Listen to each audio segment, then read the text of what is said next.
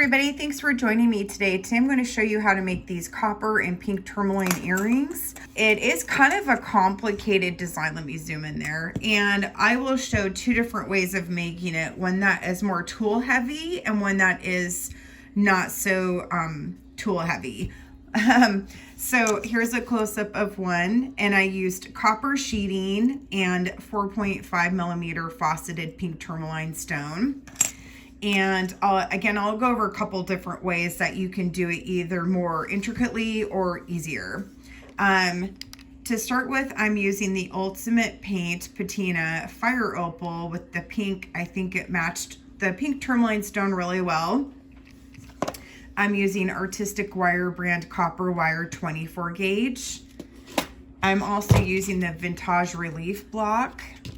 You will need a Euro punch that is 1.25 millimeter, and also regular tools such as round nose pliers, wire cutters, and I'll be using chain nose pliers. And what else am I using? A disc cutter and metal sheeting. So if you don't have a disc cutter and metal sheeting, an alternative is to buy the pre-made copper charms from Vintage. These are already antiqued, so you don't have to use liver or sulfur. You don't need a disc cutter because they're pre-cut, and unless you want to curve out the middle here. And then also it has a nice smooth edge.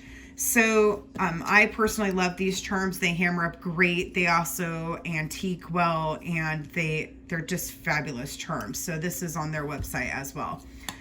Or you can buy it on my website. I'll make this available. So I'm going to get out my disc cutter and everything, and we'll get started. Okay, so I'll be demonstrating two different ways. If you want a cheat sheet, they do have copper discs from Vintage that are pre-cut like this in different sizes that you can hammer and cut into. For this particular technique, I'll be using a 24 or a 26 gauge copper sheeting, and you want to have a disc cutter. And for this one, I'm using the largest measurement at the end, and you slide your copper sheeting in to where you want to cut and put your finding in, and then you're going to hammer it, and you're going to punch out two discs. And I will do this off camera because it's very loud, so I'll be right back.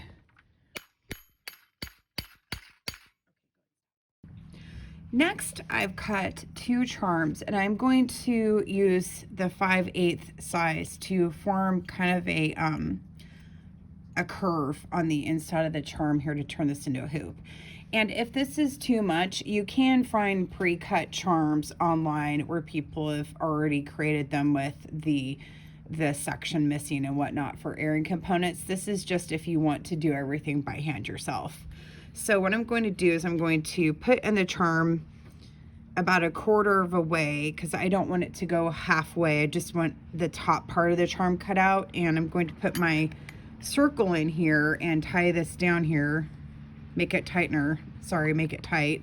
And I'm going to use my hammer. I'm going to punch out this part of the copper charm. I'll be right back.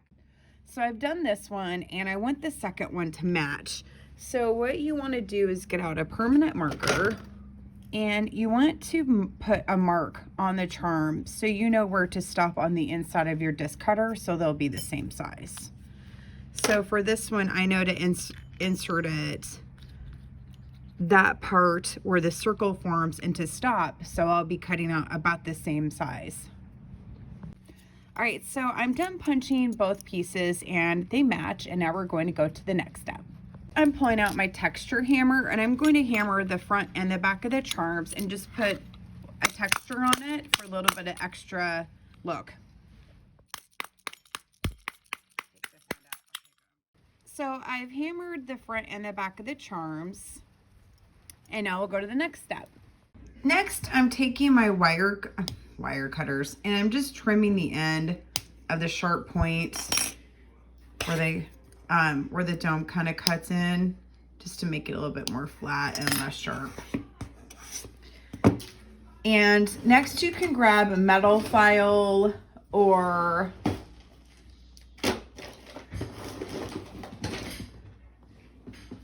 I'm going to cheat and use my bead reamer because I can't find my metal file, but this will work. I'm just going to kind of go over the edge of the metal a little bit to file it down. It'll smooth it down.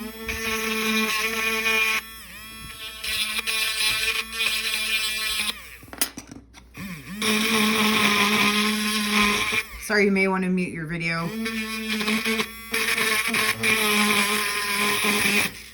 Okay. Yeah, it's pretty good. You want to make sure it's nice and it's fine so it's not too sharp and it doesn't cut you when you're handling your earrings later. I'm going to try this one. Ooh. Okay.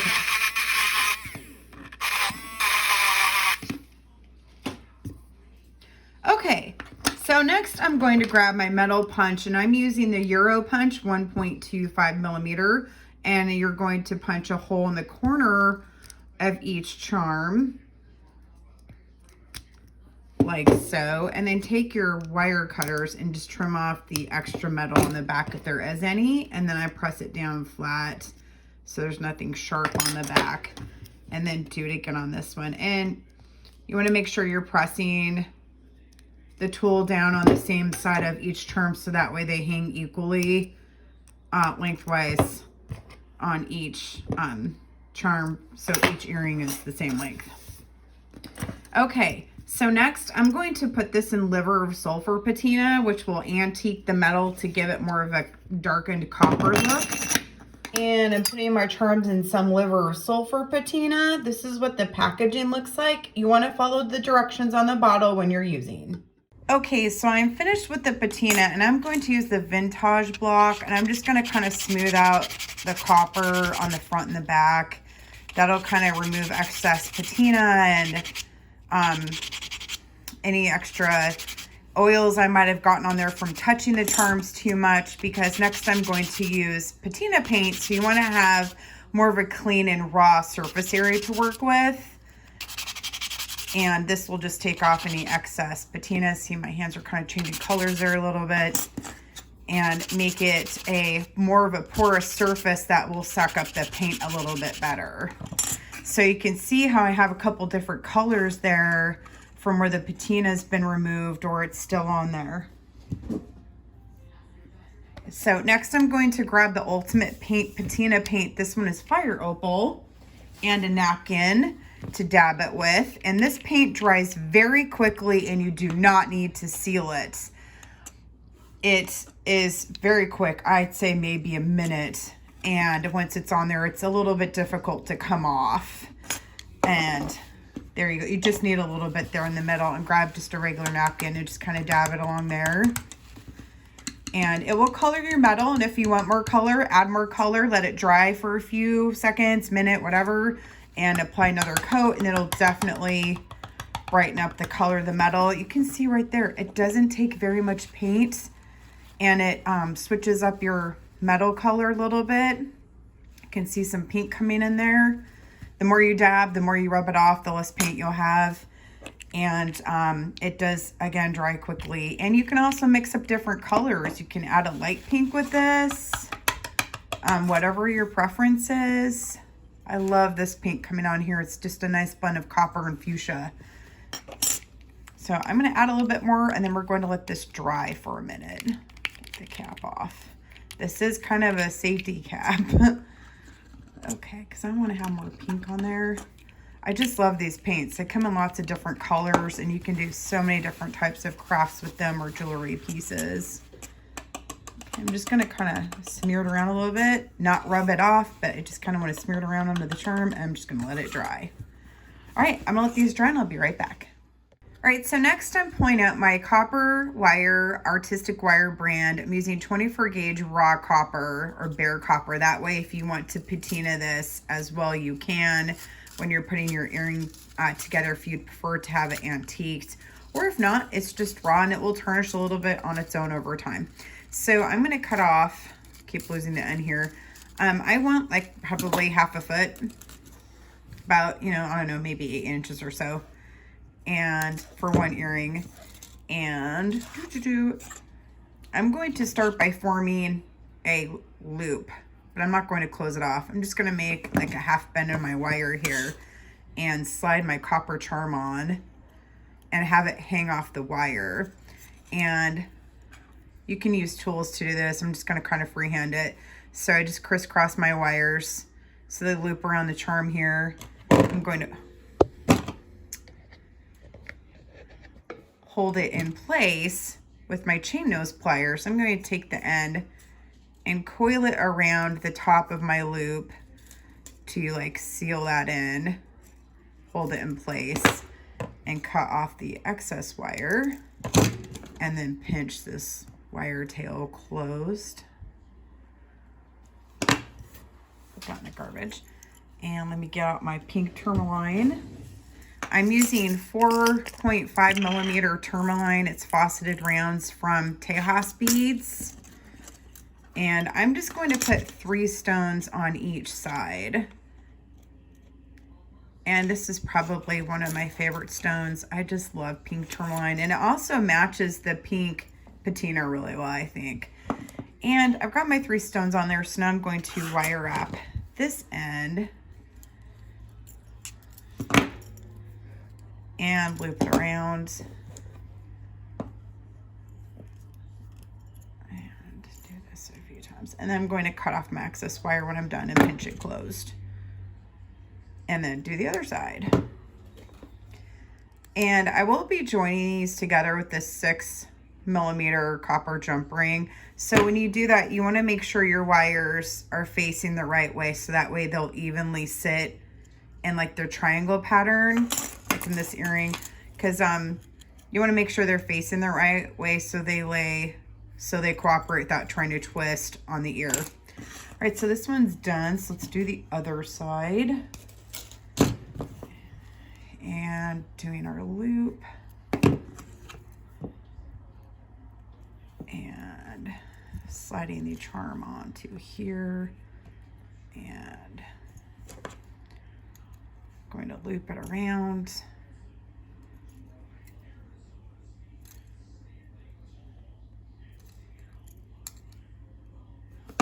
And cut off excess wire. And pinch this closed. And we're going to add our stones.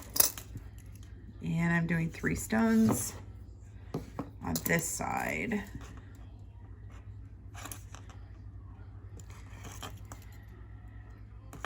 And then form a loop. And gosh, we're almost done with this earring already. I mean, really, this whole project is probably an hour from start to finish using the cutter and filing and everything else. But you have a nice pair of earrings when you're finished. And each pair will be different every time depending on how your patina comes out and your hammer and everything else. Okay, so I'm going to get out my jump rings. Going to need 2. These are heavy gauge jump rings. I think these are 20 millimeter copper. And they come pre-antiqued, which I love that. Okay, so you want to make sure your wire's facing the right way.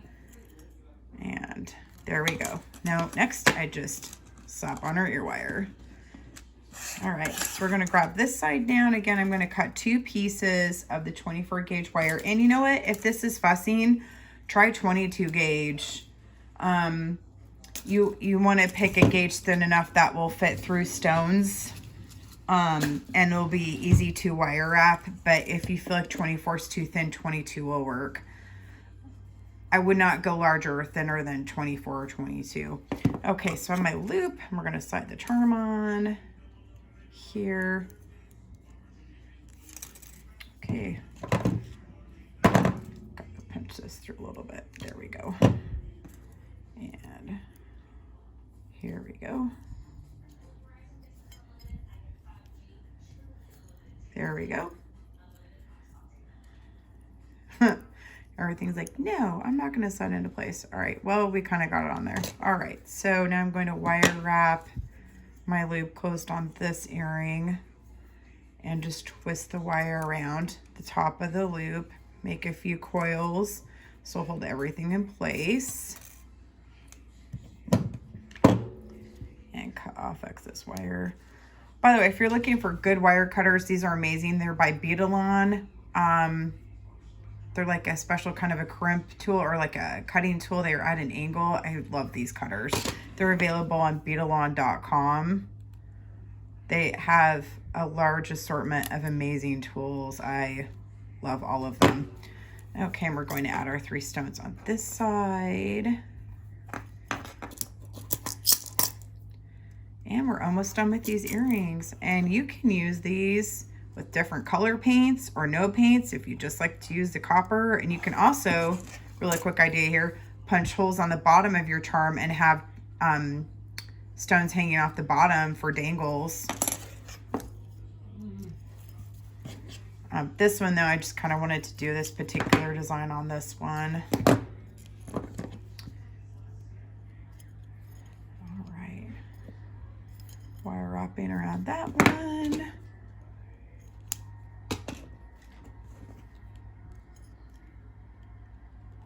All right, and then just this side, and we are almost finished. I think I have to punch through this one a little bit more.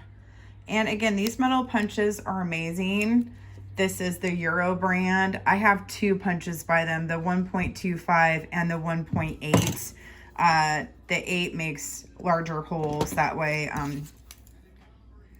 you know, if you have larger beads or whatever, or metal you're working with, you can have a larger hole. Okay, so we've got our copper. We're going through this side. And flip this around and start coiling on this one. And I'm just bringing it around with my hands here and wire wrapping it. You can use tools or whatever your comfort level is. And I'm going to pinch this closed. And I'm going to tuck those a little bit closer together. There we go. All right, we're going to add our 3 stones and then we're done. Yay! And then we'll add ear wires. And then you will have a beautiful pair of earrings to wear. And if you have any questions, feel free to reach out. If you need to know a place to buy tools, for example, Rio Grande Jewelry Supplies, it's a great place to go. They have disc cutters. They have the majority of all the tools that you will need. For the paints, you can go to vintage.com. They have a large assortment of paints. And then for wire, visit betalon.com. They will have every wire that you need for everything. And we're going to add this jump ring. They also have wire guards and jump rings and crimps. Okay, I'm going to attach this one. And I'm going to grab some of my ear wires and then we're finished. I bet you guys are so excited. You've watched this awesome video. You've liked and subscribed to my channel. You're following me on Instagram, Pinterest, or Facebook, and then you're going to take off from here and go make your own pair of beautiful earrings. If you do make these earrings and post it to your social media, feel free to tag me in it and share. That's awesome. I love seeing my friends' jewelry designs when they're done. And add this one. And here we go. Hey, made a beautiful pair of earrings. Yay! Look at how smart and amazing those are. Great for whatever pair of clothes you want to buy or wear. Thanks so much for watching my video. I really appreciate you being here and for your time. And again, if you have any questions, feel free to message me. And here's some great earrings. Have a great day and thanks for watching. Take care. Bye-bye.